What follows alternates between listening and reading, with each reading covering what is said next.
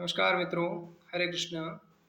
मैं हूँ आपका मित्र मनीष वैष्णव और आज हम बहुत अच्छे भगवान कृष्ण की चर्चाएं करने जा रहे हैं। भगवान कृष्ण जो कि समाज के सुधारक और किस प्रकार से संसार को इस भव सागर से निकालने वाले हैं, किस प्रकार से इस अथाह दुस्तर कलयुग में भी अपने भक्तों का साथ देने के लिए उन्होंने गीता की रचना की एवं किस प्रकार से वो अपने भक्तों के माध्यम से संसार को उबारने के लिए दिन रात प्रयत्नशील रहते हैं। यद्यपि संसार में बहुत सारे युग आते हैं, बहुत सारे युग जाते हैं और करोड़ों कल्प हैं और ये सृष्टि सदा ऐसे ही अनंत काल से चली आ रही है और अनंत ब्रह्मांड परमेश्वर श्री कृष्ण के शरीर में विद्यमान है।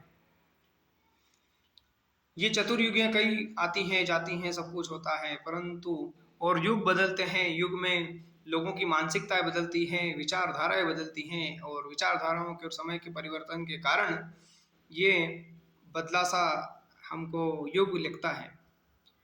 पर युग सदा के लिए नहीं बदलता, क्योंकि उसमें परमात्मा की जो स्थिर बुद्धि होती है वो उसके भक्त धारण करते हैं। इसी बात को गीता में समझाने के लिए भगवान कृष्ण ने अवतार धारण किया था और बार बार परमेश्वर श्री कृष्ण अवतार धारण करते हैं और संसारियों को समझाते हैं कि मैं अविनाशी परमात्मा पर ब्रह्म इस संसार का मूल कारण हूँ। बहुत सारी भ्रांतियां हैं, कौन परमेश्वर है? कोई बोलता शिव परमेश्वर है, ब्रह्मा परमेश्वर है, यहाँ तक कि कुछ लोग तो ऐसे हैं जो तुच्छ कोटि के इधर उधर गली कुच्चे में जो छोटे छोटे देवताओं को बिठा रखते हैं ना, प्रेतों को देवता बनाकर, भैरव और अन्य प्रकार के जो सगा सादी जो देवता रहते हैं उनको ही परमात्मा और बहुत शक्तिशाली मानते हैं। आप इस चीज को अच्छी तरीके से जानते हैं कि जब भक्त प्रहलाद महाराज का जन्म हुआ था उस समय उनके पिता हिरण्यकश्यप, जो रावण से भी कई गुना ज्यादा तेज था उनका, उनके इतना प्रताप था हिरण्यकश्यप का कि देवताओं की तरफ वो केवल देख लेते। श्रीमद् भागवत महापुराण में ऐसा कहा गया है कि केवल देवताओं की तरफ टेढ़ी दृष्टि से देख लेते थे, इतने में ही देवता थरथर कांपते थे। इतना मारा था उन्होंने, सभी को बंधन में डाल दिया था। क्या स्वर्ग लोग, क्या मर्त्य लोग और क्या पाताल लोग, सब पूर्ण चराचर जगत में उसकी सत्ता थी, पर उनके पुत्र भक्त प्रहलाद का वो बाल बांका न कर सके। क्यों नहीं कर सके पता है? क्योंकि परमात्मा श्रीमन नारायण भगवान श्री कृष्ण उनके साथ में थे, श्री विष्णु उनका साथ दे रहे थे, तो वो भी कुछ नहीं कर पाया। एक भक्त का बाल बांका नहीं कर पाया। तो आप सोचिए कि एक आज कलयुग में अगर ये तुच्छ देवता अगर श्री कृष्ण भगवान के, परमात्मा श्री कृष्ण के किसी भक्त के सामने आएंगे तो क्या उसका क्या बिगाड़ पाएंगे? कुछ नहीं बिगाड़ सकते। इस बात को दिमाग में धारण कर लीजिए। परमात्मा कृष्ण का जो अवतार हुआ था वो अवतार इसलिए नहीं है कि केवल लीलाएं कर रहे चले जाएं। वो कृष्ण का अवतार, भगवान कृष्ण का जब अवतार होता है करोड़ों साल में होता है, परिपूर्ण अवतार है और वो सभी प्रश्नों का उत्तर देने के लिए होता है। किस प्रकार से? जैसे कोई बोलता है शिव बड़े हैं, ब्रह्मा बड़े हैं, ये बड़ा है, वो बड़ा है, गणेश बड़ा है, देवी बड़ी है, सभी चारों तरफ अपने अपने हिसाब से बड़े हैं। कोई कहता नारायण बड़े हैं, ये बड़े हैं, वो बड़े हैं। इस चीज को सिद्ध किया श्री कृष्ण ने अपने अवतार काल में। कैसे? ब्रह्मा की बुद्धि को भ्रमित किया। ब्रह्मा जी जब बाल बाल बछड़ों को जब चुरा के ले गए, तब भगवान कृष्ण ने कहा कि मेरी परीक्षा लेने आया है। कौन? ब्रह्मा। तो जब तक ब्रह्मा अपने लोक में जाते उससे पहले भगवान वहां पर अंदर जाकर विराजमान हो गए और यहाँ पर उन्होंने ग्वाल वाल बछड़ों का रूप धारण किया और कुछ क्षण का समय लगा कि ब्रह्मा जी यहाँ से वहां तक गए, कुछ क्षण, और यहाँ पर पृथ्वी पर एक वर्ष बीत गया। एक वर्ष तक जितने भी ग्वाल बाल बछड़े थे उन सबका रूप धारण करके भगवान यहाँ पर विद्यमान रहे, समस्त लीलाओं कार्य कुशल जितना भी था कार्य किया। और वहां पर ब्रह्मा के अंदर अंतर्गृह में प्रवेश करके ब्रह्मा के द्वारपालों से कहा कि मैं ब्रह्मा हूँ, मेरा भय रूपिया कोई आ रहा है उसको बाहर ही रोक देना, अंदर मत प्रवेश मत देने देना। जैसे ब्रह्मा अंदर गए ना, तो उनको द्वार पे ही रोक दिया। उनके द्वारपालों ने कहा कि ए बेरूपे बाहर रुक, पता है हमारा स्वामी ने पहले से बोल दिया है। ब्रह्मा की बुद्धि चकरा गई कि मुझसे बड़ा ब्रह्मा कौन। उधर देखा, दिव्य दृष्टि से अंदर देखा तो भगवान कृष्ण नारायण का रूप धारण करके अंदर बैठे हुए हैं। कहाँ पर? ब्रह्मलोक में, उनकी कुर्सी पर, उनकी गद्दी पर। और जैसे ही वो उन्होंने नीचे देखा कि नीचे क्या हो रहा है, तो मालूम पड़ा पर ब्रह्म श्री कृष्ण बैठे हुए हैं और समस्त बाल बाल का उन्होंने रूप धारण करके वो स्वयं बैठे हुए हैं। ब्रह्मा की बुद्धि चकरा गई। वहां से यहाँ तक नीचे आए ब्रह्मा, तब तक भगवान ने असंख्य ब्रह्मा खड़े कर दिए चारों तरफ, और वो सब ब्रह्मा स्तुति कर रहे थे। ब्रह्मा जी ने पूछा कि ये कौन है? भगवान ने बोला कि ये तू एक ब्रह्मांड का स्वामी है और मेरे रोम रोम में कई ब्रह्मांड बसे हुए हैं। उन्हीं ब्रह्मांडों के स्वामी को मैंने तुझे बुलाया है आपको देखने के लिए कि आप एक ब्रह्मा नहीं हो, कई ब्रह्मा है मेरे रोम रोम में। ऐसे कई शिव हैं। शिव, अब बहुत सारे लोग बोलते हैं शिव बड़े हैं और शिव का ऐसा प्रताप है, इस प्रकार से प्रताप है, वगैरह वगैरह वो बोलते रहते हैं। तो इस संशय को भी दूर किया बाणासुर की कन्या उषा, जिसका भगवान कृष्ण के पौत्र थे, पोते थे क्या, अनिरुद्ध, प्रद्युम्न के पुत्र, उनसे उनको प्रेम हो गया। पता चला तो बाणासुर ने प्रद्युम्न को, अनिरुद्ध जी को बंदी बना लिया। कृष्ण भगवान उनसे लड़ने गए तो बाणासुर को भगवान शिव ने वचन दे रखा था कि तुझसे कोई युद्ध करने आएगा उससे पहले मैं युद्ध करूंगा। उस समय अपने भक्त के लिए भगवान शिव भी वहां आकर उपस्थित हुए, भगवान कृष्ण भी वहां पर आकर उपस्थित हुए। दोनों ने बहुत भयंकर टक्कर हुई, बहुत भयंकर ब्रह्मांड फूट जाए ऐसा युद्ध किया उन्होंने। परंतु अंतिम समय ऐसी स्थिति ला दी कि ब्रह्मा पाशुपतास्त्र, जो भगवान शिव का परम अस्त्र है, वह भी फेल हो गया। और पाशुपतास्त्र ने हाथ जोड़कर विनती करी कि मेरा प्रताप खत्म ना कीजिए स्वामी, नहीं तो संसार में उपद्रव हो जाएगा। ऐसे ही शिवजी ने बोला कि भगवान अगर आप मेरी शरण में आओ, इस भक्त को मार देंगे तो दुनिया में मेरा मान घट जाएगा, ब्रह्मांड में, फिर विश्व में कभी कोई मेरा आश्रय नहीं लेगा। तो भगवान कृष्ण बोला हमारे आपसे कोई दुश्मन नहीं है, आप और मैं तुम एक हैं, परंतु ये चीज बताने के लिए मेरे भक्त को यदि कोई शिव का भक्त भी यदि वहां पर आगे खड़ा रहेगा या शिव जी भी आकर खड़ा रहेंगे तो मेरी दृष्टि से वो बच नहीं सकता। भले शिव जी ही क्यों ना आए, उनको भी भगवान ने हराया है। और ये बात सिद्ध की है कि संसार में केवल कृष्ण परमात्मा श्री नारायण का रूप धारण करके अकेले खड़े हैं। आप देख सकते हैं पीछे, सका सोच त्या गौ बल मोरे, सब विध घटव बगाज में तोरे, रामचरितमानस में लिखा है। जब सुग्रीव को बहुत भय हो रहा है तो राम जी बोल रहे हैं सका सोच त्या गौ बल मोरे। यही बात भगवान श्री कृष्ण ने अर्जुन से कही कि सर्वधर्मान परित्यज्य मामेकं शरणं व्रज, सभी धर्मों का परित्याग कर और मुझे एक श्री कृष्ण की शरण ग्रहण कर। मैं ही स्वयं कृष्ण एक धर्म है, संसार का कोई धर्म है या नहीं है, सब बाद में बने हुए हैं, सनातन धर्म स्वयं श्री कृष्ण है। और उन्होंने बोला कि सर्वधर्मान परित्यज्य, जितने भी संसार में धर्म दिखाई देते हैं सबको त्याग दे, ये नियम वो नियम सब त्याग दे, जो मैं बोल रहा हूँ उसको सुन, ये गीता ही एक धर्म है, इसको सुन, मैं जो चुप तेरे मन में संशय है बोल, मैं उसका संशय समाधान करता हूँ। सर्वधर्मान परित्यज्य मामेकं शरणं व्रज, अहं त्वां सर्वपापेभ्यो मोक्षयिष्यामि मा शुचः, मैं तुझे सभी पापों से मुक्त कर दूंगा। अहं त्वां सर्वपापी मोक्षयिष्यामि मा शुचः, मैं सभी पापों से तुझे मुक्त कर दूंगा। मा शुचः, मत डर, किसी प्रकार से मत डर, करणीय कर्तव्य हेतु कर, सत्य की राह पर खड़ा है तो सत्य की बात कर, यदि तुझे मारना पड़े अपनों को भी तो मार, क्योंकि अधर्म का रास्ता जो चुनेगा उसको मैं मारूंगा। और तू क्या मारता है? भगवान नारायण ने विराट स्वरूप विश्व रूप दिखाकर उसे बोला कि अरे अर्जुन, इन सबको तो मैं पहले से मार चुका हूं, तू तो केवल निमित्त बन जा, जिसको मारना हो तो मैं मार चुका हूं। धर्म इतना कॉम्प्लिकेटेड नहीं है जितना आज बना दिया है। धर्म किसको बोलते हैं? धर्म का मतलब होता है कि यहाँ जो मैं पालन कर रहा हूँ वहाँ अमेरिका में वो होगा, वहाँ ब्रिटेन में भी होगा, यूरोप में भी होगा, अरब कंट्रीज में भी होगा, चाइना में भी होगा, सभी जगह जो है वो उसको धर्म बोलते हैं। जैसे मासिक धर्म में यहाँ पर कन्या आती है, वहां पर भी आती है, संपूर्ण संसार में आती है, ये एक धर्म है। चलो ये तो मासिक धर्म है।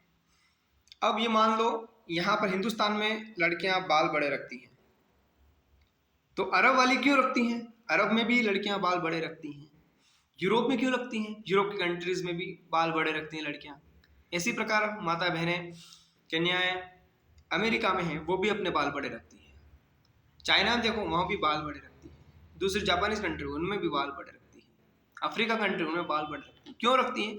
ये धर्म है, नारी का धर्म। किसी ने नहीं सिखाया, पर वहाँ ये परमात्मा के द्वारा स्थापित धर्म है।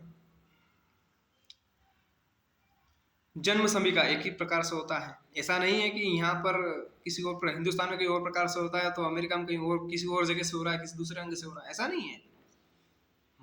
क्रिया यहाँ भी वही है, दूसरी जगह भी वहाँ पे। जिसको पैरों से मापा जा सके उसको भूलोक बोलते हैं। और भूलोक में जो धर्म स्थापित किया गया, परमात्मा श्री कृष्ण के द्वारा स्थापित किया गया है। और श्री कृष्ण ने जो धर्म की स्थापना की, उसमें यदि जो घटा बड़ी होती है या उसमें जो कभी त्रुटि वगैरह होती है, जैसे आज भी धर्म अधर्म का मान बढ़ने लग गया। धर्म तो है, धर्म कभी कम नहीं पड़ता है, पर अधर्म उसको उसके ऊपर होने लगता है या बराबर होने लगता है। तो भी परमात्मा स्वयं अपने अंश के द्वारा प्रकट होकर वहां पर वापस धर्म की स्थापना करते हैं। और परमात्मा ने बोला कि रावण को मारना है, कि वो उनसे बड़ी भारी बात है।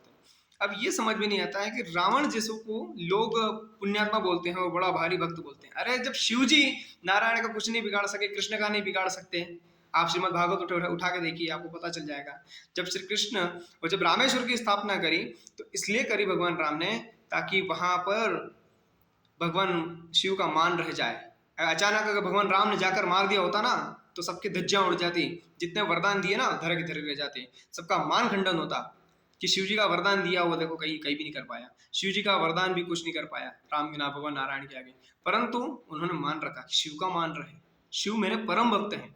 आप लड़ रहे हो और आप उस रावण को, जिन्होंने कई लड़कियों के सुर नर नाग मोर गंधर्व कन्या रूप मुनि मोहिनी ऐसी कन्याओं को उठा के ले आया था, उनके धर्म को भ्रष्ट किया, सतियों के धर्म को भ्रष्ट किया उसने। और राक्षसों, एक ऐसा राक्षस था वो, शिव जी की पूजा तो की उसने, पर उसके बाद में शक्ति आने पर क्या किया, शिव जी तक भी उसके मृत्यु की विजय कामना करते थे कि ये मर जाना चाहिए। क्यों? क्योंकि उसने धर्म के इतने छेद किए, धर्म विच्छेद किया उसने। कितना विच्छेद किया पता है आपको? मुनियों को काट कर उसका रक्त मंगवाता था, अपने जितने मिलने वाले उनको पिलाता था। गौएं कटवाई उसने यज्ञों को बंद कर दिया, क्योंकि यज्ञों से देवताओं को बल मिलता है और देवताओं को बल नहीं मिलना चाहिए। उसने यज्ञ बंद कर दिए। यज्ञ बंद हुए तो शिव के नाम का, जिस शिव के नाम का तुम बोल रहे हो ना कि शिव जी की आराधना करके वो इतना बड़ा बना था, उन शिव के नाम का जो यज्ञ होता था ना, वो बंद करवाया था रावण ने। और उस रावण को आज इस कलयुग में पूजा जाता है और उसको महान बोला जाता है, महान शिव भक्त था। अरे महान शिव भक्त कितने मुनि थे, उनको भी तो देखो, रावण की कोई औकात नहीं थी उनके सामने। पर मुनि कभी क्रोध नहीं करते थे, ब्राह्मण कभी क्रोध नहीं करते हैं। उसके खून में राक्षस का खून भी मिक्स था। पिता तो ब्राह्मण था पर माता उसकी राक्षस थी, वो राक्षसी प्रवृत्ति उसने नहीं जाने दी। उसका भाई विभीषण था। अब राम जी ने पूछ कर मारा, राम जी को पता ही नहीं था। राम जी को, आपको क्या बोलते हैं, राम जी को पता ही नहीं था कि ये रावण मरेगा कैसे। अरे जो पल पल की जानने वाला है, शिव जी को नमस्कार कर रहे हैं। रामेश्वर की स्थापना करी, उस समय भगवान शिव ने कहा, भगवान आपने मेरा मान बढ़ा दिया। और रामेश्वर की जो वर्ण जो आपने है, आप वाल्मीकि रामायण उठा के देखना, अध्यात्म रामायण उठा के देखा, रामचरितमानस उठा के देखना, जितनी भी रामायण है, शिव जी ने बोला है कि परमात्मा आपने मेरा मान रखने के लिए स्थापना की है। भक्तों हरिहर का स्वरूप आपने बताया है, आपने मेरे नाम से स्वयं की भी स्थापना कर दी यहाँ पर। और चूंकि मेरा मान खंडन न हो, इसलिए आपने यहाँ पर मेरी पूजा की और स्थापना की है कि इसको देखने से राम के दर्शन के, नारायण के दर्शन के, कृष्ण के दर्शन के और शिव के दर्शन के, दोनों के, हरिहर के दर्शन करने का पुण्य मिल जाए, भक्तों का कल्याण हो। इसलिए आपने रामेश्वर में एक और धाम की स्थापना कर दी। ये उसका कारण था। इसका कारण ये नहीं था कि शिव जी वरदान देंगे तब भगवान राम उसको मारेंगे। अरे वो पूछते भी नहीं, मार के आ जाते, किसी को पूछने की आवश्यकता नहीं थी। माता सती है ना, शिव जी राम जी की परीक्षा लेने आई थी, तो भगवान राम ने तुरंत दूर से देखकर बोला उनको कि हे माता, कहाँ तू, हे माता, मैं दशरथ पुत्र राम अपने भाई सहित आपको प्रणाम करता हूँ, दंडोत प्रणाम करता हूँ। दंडोत लेट गए और बोला, आप इस भयंकर जंगल में सीता का रूप धारण करके क्या कर रही हैं? माता सती तक वो हो गई। और सती माता ने जब भगवान राम की परीक्षा ली, इसलिए भगवान शिव को भयंकर क्रोध हुआ। उन्होंने बोला मैं माँ सीता को अपनी माता समझता हूँ, राम को, भगवान नारायण को अपना पिता समझता हूँ, और उन माता पिता का रूप धारण करके तू माता का रूप धारण करके चली गई, अब तू मेरे लिए पूजनीय हो गई, मैं तुझे नहीं रखता। अपने साइड से जो वामांग का जो आसन था उठा के जो है सामने रख दिया कि तेरा आसन आज से खत्म हो गया। उस कारण से उन्होंने अपने शरीर को त्याग किया, वापस पार्वती रूप में आई। वापिस उन्होंने बोला कि मुझे रामायण सुनाए, राम के तत्व को समझाइए, कृष्ण के तत्व को समझाइए, मुझे नारायण के पर ब्रह्म के तत्व को समझाइए। और उसी तत्व को श्रीमद् भागवत महापुराण के रूप में बताया गया, उसी तत्व को राम कथा के रूप में बताया गया, उसी तत्व को श्री कृष्ण कथा के रूप में बताया गया। तो कृष्ण कौन? ये श्री भगवान। संसार में जितना भी साहित्य है, भगवान विष्णु का जो साहित्य है, वो सब जो साहित्य है वो भगवान शिव ने यहाँ पर प्रतिपादन किया है। तो शिव समको रघुपति व्रत ठाना। शिव से बड़ा कोई वैष्णव हो सकता है? वैष्णवमिति विष्णवेत्वा, वैष्णवमसि विष्णवेत्वा।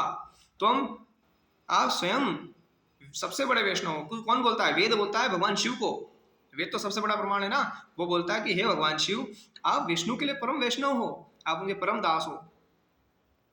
और भगवान शिव को, भगवान नारायण शिव जी को बड़ा प्रेम करते हैं। क्यों प्रेम करते हैं? इसलिए नहीं कि वो शिव जी हैं, इसलिए प्रेम करते हैं क्योंकि वो भगवान श्री कृष्ण की, भगवान नारायण की आज्ञा में चलते हैं और उनसे बहुत प्रेम करते हैं। इसलिए भगवान शिव को भगवान नारायण बहुत प्रेम करते हैं, ब्रह्मा को बहुत प्रेम करते हैं। क्योंकि इसलिए नहीं कि वो ब्रह्मा है, बहुत विद्वान है, बुद्धि है बहुत ज्यादा उनमें, इसलिए नहीं, इसलिए क्योंकि वो भगवान की आज्ञा में रहते हैं। भगवान अब योग माया को बड़ा प्रेम करते हैं, इसलिए नहीं कि वो योग माया है, इसलिए करते हैं क्योंकि भगवान की आज्ञानुवर्तिनी है, भगवान की आज्ञा में कार्य करती है, इसलिए भगवान इन सबसे बड़ा प्रेम करते हैं। लक्ष्मी से बड़ा प्रेम करते हैं, इसलिए नहीं कि वो पत्नी है, इसलिए करते हैं। इसलिए नहीं कि वो शक्ति है, इसलिए करते हैं क्योंकि भगवान की आज्ञा में रहती है, भगवान की सेवा करना चाहती है। भगवान शिव कहते हैं कि दासानो दासानो दासानो दासोस्मि हम, मैं दासों का दास हूँ भगवान आपके, जो आपकी सेवा करता है उसकी सेवा मैं करता हूँ। ये भगवान शिव ने बोला है कई जगह पुराणों में। बहुत सी पुराणों बहुत सी बातें अलग अलग कही गई हैं, परंतु श्रीमद् भागवत को इसका सार माना जाता है सभी पुराणों का। इसलिए आप श्रीमद् भागवत को देख के चलिए। ये कभी मत कहिए कि रावण बहुत बड़ा विद्वान था, आप ये बोल के, और रावण बहुत बड़ा भक्त था और राम से ज्यादा शक्तिशाली था। आपने क्या कर दिया? आप इस प्रकार की निंदा का पात्र बन गए, इस निंदा का पात्र बन गए। अपने शिव जी का भी अपमान कर दिया, उसमें अपने आराध्य, आप शिव मानते हो, शिव का भी अपमान कर दिया, भगवान कृष्ण राम का भी अपना अपमान कर दिया, नारायण का भी अपमान कर दिया, माता सीता का भी अपमान कर दिया। यदि इतना अच्छा था तो जाकर भगवान से बोलता ना कि भगवान आपने ऐसी चीज क्यों की। अब आप तर्क दोगे, वो तो मरना चाहते थे, उसको मालूम था कि भगवान राम मुझे मार देंगे, कहीं था ऐसा। हाँ होगा ऐसा, परंतु पूर्ण तरीके से नहीं, क्योंकि उसके दिमाग में ये दो चीज थी कि यदि ये भगवान परमात्मा है तो मुझे मार देंगे, नहीं तो मैं इनको पद भी नहीं करूंगा, नहीं तो मैं इनके हाथ में ही नहीं आऊंगा, मैं इनको मार दूंगा, इनकी पत्नी को मैं एडॉप्ट कर दूंगा। और हाथ क्यों लगा पता है? क्योंकि माता सीता भयंकर सती है, अच्छे अच्छे वरदान उसके सामने ढेर हो जाएंगे। ये बात रावण को पता चल चुकी थी, क्योंकि वो उसको जब उस समय उठा के तो ले आया, पर जब वो उठाने के लिए बाद में वो तिनका लेके खड़ी हुई ना, हाथ भी नहीं लगा पाया। फिर उसको वो भी मिले हुए थे, शाप, अभिशाप मिले हुए थे रावण को कि तुम यदि किसी एक देवता की स्त्री को लिया, उसका शील भंग किया उसने, तो उस देवता ने उसको शाप दिया कि अगर अब किसी स्त्री के बिना मर्जी के अगर तूने उसको स्पर्श किया तो तेरे मस्तक के टुकड़े टुकड़े में तू मर जाएगा। उस शाप के कारण माँ सीता की सतीत्व के कारण उसको छू नहीं पाया। दूसरी बार, पहली बार तो उसकी इच्छा थी कि मुझे छुए, क्योंकि पहली बार ही जिसे उसने हाथ लगाया उसके तप, तो जितनी भी भगवान के द्वारा दी हुई शक्तियां थी वो क्षीण हो गई थी। आध्यात्मिक शक्ति, अध्यात्म बहुत बड़ी बड़ी शक्ति होती है, अध्यात्म अपने आप में बड़ी है, धर्म बहुत बड़ा, बहुत बड़ी शक्ति है। आध्यात्मिक शक्ति क्षीण होने के बाद में ही वो मारा गया। इसलिए अध्यात्म से कभी छेड़छाड़ नहीं करनी। और जो आप बोलते हैं ना अधर्म का साथ देते हैं, कृष्ण के ऊपर लांछन लगाते हैं, उंगली उठाते हैं, आज कलयुग में राम के ऊपर लांछन लगाते हैं, उंगली उठाते हैं। अगर ऐसा ही है कि हनुमान जी नहीं होते, राम जी क्या कर पाते? हनुमान जी नहीं भी होते तो भी भगवान राम हजारों हनुमान उत्पन्न कर सकते थे। अनंत शक्ति भगवान नारायण का स्वरूप है। भगवान कौन? हनुमान जी। भगवान राम स्वयं नारायण है और हनुमान जी जानते हैं कि मैं कोई बहुत बड़ी चीज नहीं हूं। यदि आप समझते हैं कि शिव जी ने अपना अंश दिया हनुमान के रूप में तभी वो जीत पाया, ऐसा नहीं है। श्री रामचरितमानस में तुलसीदास जी ने एक बात लिखी है कि जब रावण के दरबार में हनुमान जी खड़े होकर रावण से संवाद कर रहे थे ना, एक बात बोली थी ना हनुमान जी ने कि शंकर सहस विष्णु अजतो ही सकैन राखी राम कर द्रोही। शंकर सहस यानी सहस्त्र, हजारों शंकर मिलकर भी, हजारों विष्णु मिलकर भी, हजारों ब्रह्मा मिलकर भी राम से द्रोह करने पर तुझे बचा नहीं पाएंगे। किसने बोली थी ये बात? हनुमान जी ने बोली थी। जिसको तू साधारण मनुष्य समझ रहा है, वो अखंड ब्रह्मांड नायक हैं, अखिल ब्रह्मांडों की, कई ब्रह्मांडों के स्वामी हैं। तू तो इत्तु सा भी नहीं है उनके सामने। और भगवान नारायण तो भयंकर अग्नि है और तू पतिंगा है, तो जल जाएगा उसमें। ये बात भी भगवान हनुमान ने भी कही थी और माता सीता ने भी कही थी। आप उन चीजों को तत्व के द्वारा सुने सुने माने यूट्यूब देख लिया, ये देख लिया, ये वीडियो देख लिया, वो वीडियो देख लिया। शास्त्र पढ़ना चाहिए, शास्त्र जो वो पढ़ा हुआ है उसकी बात जानना चाहिए। और जो बोलता है बेचारा उसके ऊपर आपको उससे प्रेम से पूछना चाहिए कि बात कहाँ लिखी हो, ये किसको कैसे सिद्ध कर सकते हो। आप दुनिया को दिखाने के लिए कुछ भी बोल दोगे, ऐसा नहीं है। कभी भी शास्त्र पे और साहित्य पे और भगवान को उंगली उठाने से पहले 10 बार सोचना चाहिए कि हम इस निंदा का पाप कर लेंगे और हम जिनको हम अपना आराध्य मानते हैं वो सब आपके अपोजिट खड़े हो जाएंगे, आपकी बुराई, आपके अंत का सोचने लगेंगे। क्योंकि रावण के अंत की बात शिव स्वयं सोचने लग गए थे। माता जी ने खुद ने बोला था, पार्वती ने, किससे? भगवान शिव से, इसका अंत कर दीजिए भगवान, ज्यादा जीना नहीं चाहिए, मैं नहीं चाहती ज्यादा जिए। उन्होंने जाकर नारायण से प्रार्थना की, पृथ्वी ने जाकर भगवान नारायण से प्रार्थना की, सभी देवताओं ने जाकर प्रार्थना की, ब्रह्मा ने जाकर भगवान नारायण से प्रार्थना की, इसको मारिए। और राम जी ने क्या कहा है साधुओं से मिलते हुए, पता है क्या? विभीषण से मिलके कि मैं मेरे संकल्प मात्र से संसार के जितने भी असुर हैं उनको मार सकता हूँ। संकल्प मात्र से मैं मन में विचार कर लूँ ये मर जाएगा, मुझे अवतार धारण करने की, दुनिया में आने की कोई जरूरत नहीं है। कोई भी हमको किसी प्रकार की कोई जरूरत नहीं है कि मैं संसार में अवतार धारण करूं। पर मैं अपने भक्तों के साथ रमण करना चाहता हूँ, खेल करना चाहता हूँ, उनको दर्शन देना चाहता हूँ, मैं खुद उनके पास जाकर देखना चाहता हूँ। ये मेरे द्वारा बनाए हुए हैं, मुझसे बहुत प्रेम करते हैं और मैं इनके साथ रहना चाहता हूँ, इनसे प्रेम करना चाहता हूँ। इस कारण से मैं ये अवतार धारण करता हूँ। है बात, ये रहस्य है। बाकी तो वो बोलते हैं कि गोध्वज देनु देव हितकारी कृपा सिंधु मानुष स्तनधारी। रावण को मारने के लिए नहीं, असुरों को मारने के लिए नहीं, गोध्वज देनु देव हितकारी। गो यानी पृथ्वी, द्विज यानी ब्राह्मण और भक्त, धेनु यानी गाय और देव यानी देवता। गोध्वज धेनु देव हितकारी, उनका हितकर करने के लिए कृपा सिंधु भगवान मानुष तनधारी, मनुष्य का रूप धारण किया। गोध्वज धेनु देव का कृपा सिंधु मानुष तनधारी। हनुमान जी बोल रहे हैं बात, उनसो बैरो कबहु नहीं कीजिए, मोहे मोरे कहे जान कीजिए। ये बोल रहे हैं विभीषण जी। उन परमात्मा से बेर मत करो, उनको दे दो। वो जब तक सहन करते हैं ना उतने ही सहन करते हैं। रघुटी टेढ़ी करके देख लेते हैं ना, इतने में ब्रह्मांड विस्फोट हो जाता है। अच्छे से देवता महादेव तक घबरा जाते हैं। क्योंकि जब भगवान ने नरसिंह रूप धारण किया था ना, महादेव शिव भी उनके सामने नहीं जा पाए थे। वही भक्त प्रहलाद गया था उनके सामने, लक्ष्मी भी नहीं जा पाई, ब्रह्मा भी नहीं जा पाए, नारद ऋषि भी नहीं जा पाए, अन्य अन्य अन्य देवता कोई भी जान उनके सामने जा नहीं पाया, सूर्य चंद्र अग्नि कोई भी उनके सामने नहीं जा पाया। केवल वो भक्त वापस गया। और भक्त से भगवान का अंतरंग आत्मा का रिश्ता होता है। भगवान किसी के सामने नहीं झुकते, किसी पद से नहीं दबते, परंतु अपने भक्त के प्रेम से दबते हैं। और इस भक्त के प्रेम को बढ़ाने के लिए वो गए, वो उस समय शांत हुए। और शिव जी ने बोला कि आप आगे जाओ, भक्त प्रहलाद महाराज आप आगे जाओ। लक्ष्मी ने बोला इंद्र, अग्नि, यम, वरुण, कुबेर सब ने बोला आप आगे जाओ, नारद जी ने बोला, ब्रह्मा जी ने बोला आप आगे जाओ, जिसके कारण क्रोध आया है वो जाए।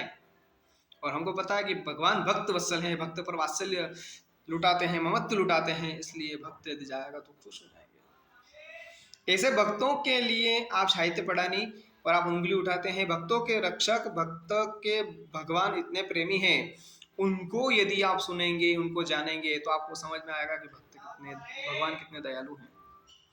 आइए, कृष्ण समस्त कलाओं के स्वामी हैं, इसलिए वो कृष्ण हैं, इसलिए नहीं कि नंद यशोदा के पुत्र हैं।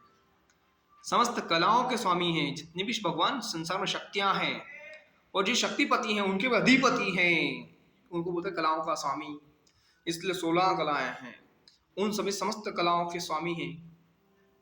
अष्ट सिद्धि हैं, 8 दूनी 16, उनसे भी डबल पावर। संसार में अष्ट सिद्धि हैं, आठ सिद्धि की 8 और उनके साथ में सिद्धियां हैं, तो 8 8 64 हो गए, तो 64 कलाएं हैं।